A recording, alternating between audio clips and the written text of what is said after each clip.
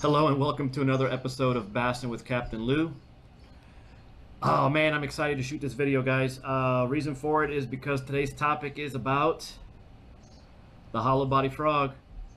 Many of you have requested it, so here I am. If you guys have been following me over on Ultimate Bass, you're gonna quickly know, especially if you read in the Florida reports, how much I love this technique. I've been throwing this technique for over 15 years now, and it's yielded me some pretty nice fish over the years and a bunch of fish over the years. So the reason why I'm here is quite simple. I've decided to shoot a three-part series, 3 short videos in regards to frog fishing basics, and I wanted to focus my attention on 2 particular types of anglers. The first angler I want to focus on are the individuals who are considering throwing the frog for the very first time.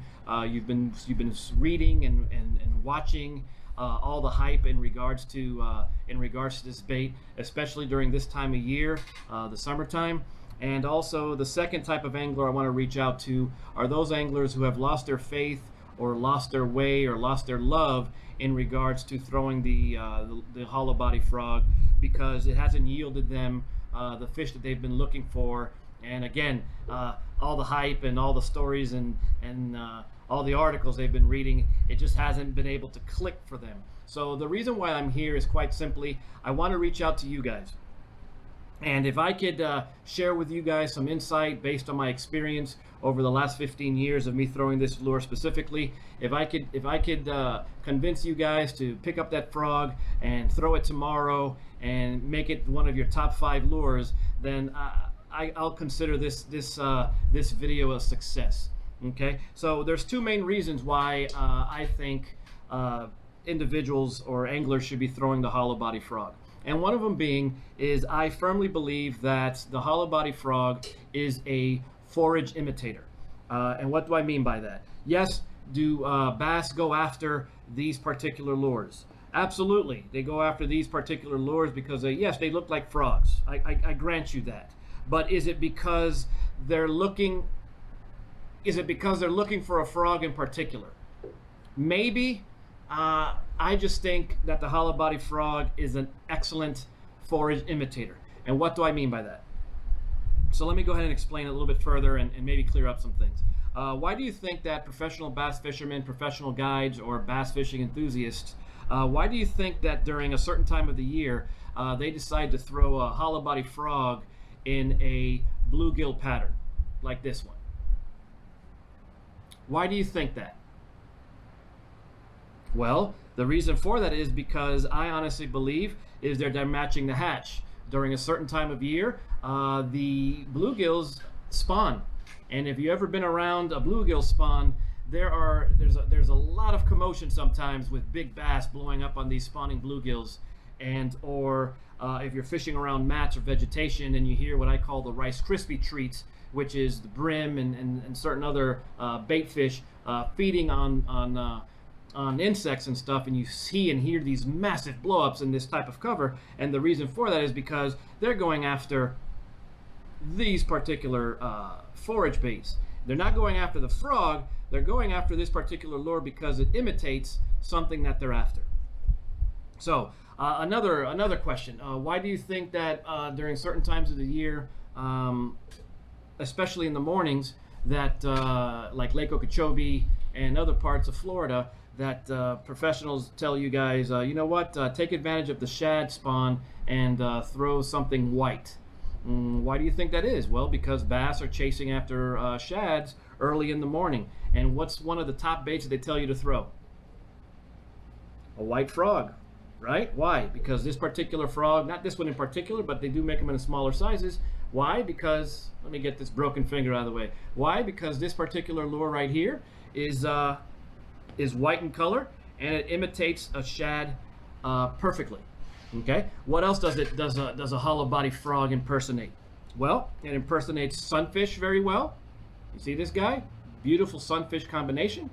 Okay. And it also imitates again another type of bluegill pattern. You get these dark colors. Why do you think pros talk to you about throwing darker colors in the evening, for example? Especially around some bank laden cover and stuff like that. Well, If you look at it, for example, these darker colors, these browns, grays, and blacks for that matter. I mean, again, this guy right here. Why? Along the banks. What do you see sometimes scurrying along the banks in the evening? Okay?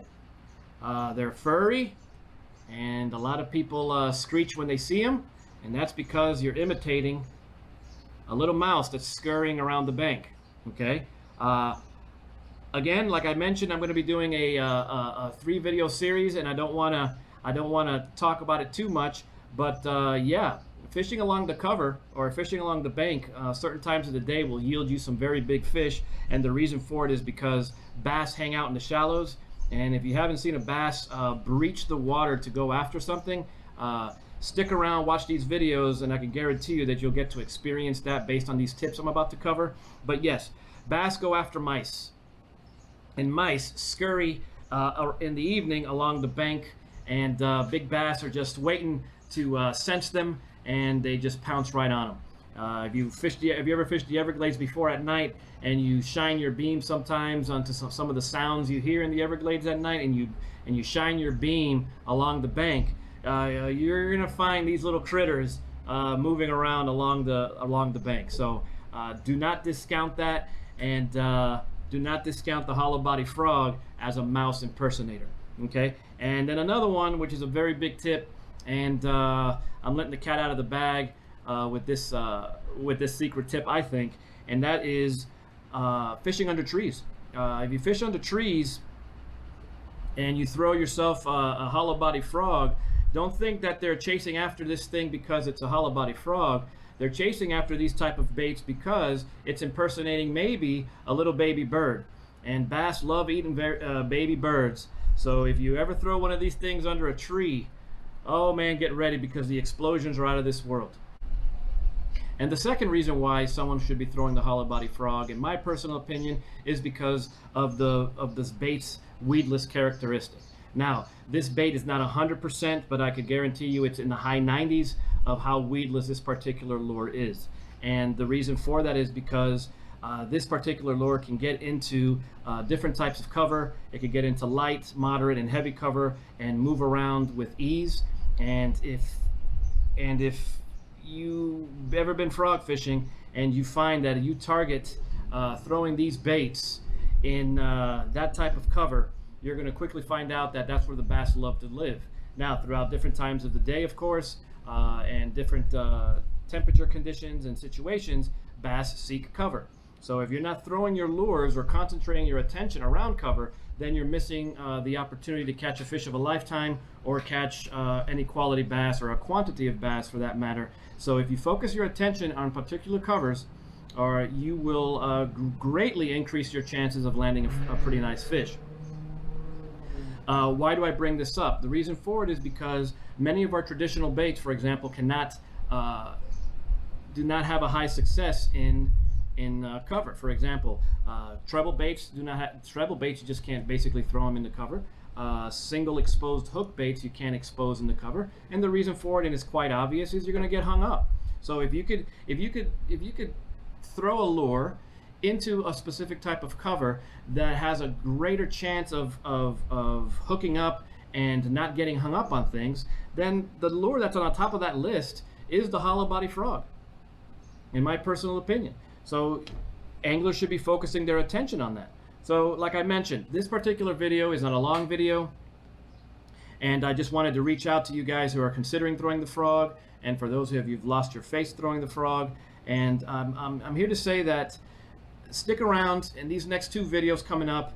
I guarantee you guys that I'm going to be sharing with you some tidbits of information that I think you are going to strongly consider picking up a frog and throwing it tomorrow. I'm that confident in the information I'm about to share. So to recap before I close, the reason why I think you guys should be throwing hollow body frogs, the main 2 reasons, is because it's a forage bait, and it imitates bluegill, it imitates sunfish, it imitates shad, imitates little birds and mice. Those are your top forage baits that I think that bass focus on the top water.